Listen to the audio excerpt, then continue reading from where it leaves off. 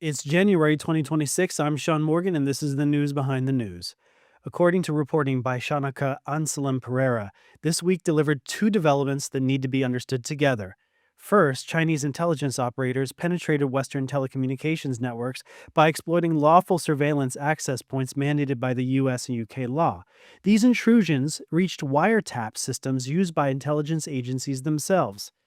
And the second news piece, China arrested one of its most senior military officials, the number 2 figure in the People's Liberation Army's nuclear command structure, for selling nuclear secrets to foreign powers. The scope of surveillance in the West is now clearer. In the United States, investigators confirmed that Chinese operators access metadata and, in limited cases, communications tied to senior political and national security figures. Individuals affected included a former U.S. president, a sitting U.S. senator, and senior staff connected to the 2024 presidential campaigns. Members and staff of the House China Committee, Armed Services Committee, Foreign Affairs Committee, and Intelligence Committee were also affected. Former U.S. officials confirmed that attackers had visibility into active wiretap requests, allowing them to see who U.S. intelligence agencies were monitoring in real time. Senate Intelligence Committee Chairman Mark Warner described the breach plainly, calling it the worst telecom hack in U.S. history. In the UK, the breach extended directly to Downing Street. The National Cybersecurity Center confirmed that communications of senior aides to Prime Ministers Boris Johnson, Liz Truss, and Rishi Sunak were compromised over a multi-year period.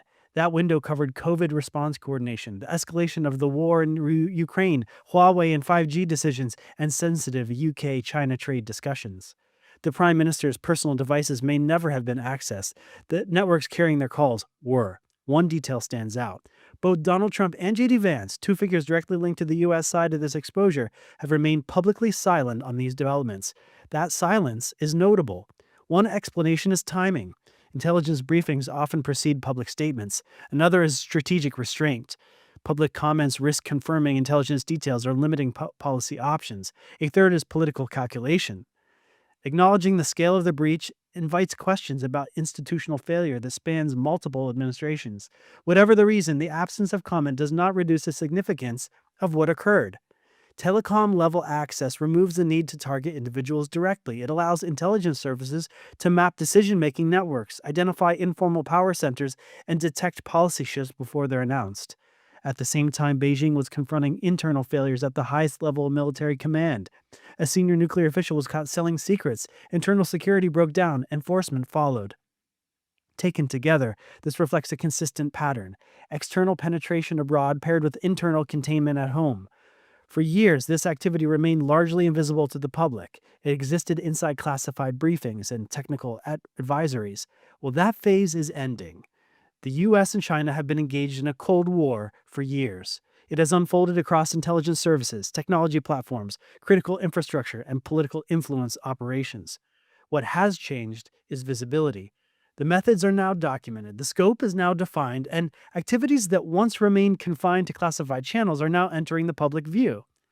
As that exposure increases, escalation becomes harder to avoid.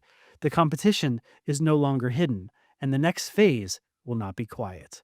I'm Sean Morgan, and this has been the news behind the news. Get past reports at seanmorganreport.substack.com and jmcbroadcasting.com. Retirees require income. Income that keeps pace with inflation. Income that is guaranteed and cannot be outlived. In Module 4 of the Wealth Coach University, you will learn how to secure not a maybe fluctuating income stream, but rather the income stream you need and want by design. Knowledge is key. Applied knowledge is wisdom. Take the first step and avail yourself the Module 4. Got questions? Schedule your Wealth Coach consult with John Michael Chambers. Maintaining the lifestyle you desire requires due diligence and action on your behalf. Hello, this is John Michael Chambers. Many people lost faith, trust, and confidence in Wall Street, the banks, and financial advisors. Learn how you can secure a guaranteed income that you can never outlive. Better a little caution than a great regret. Check out Module 4 at wealthcoachuniversity.com, and I do look forward to speaking with you. It's time.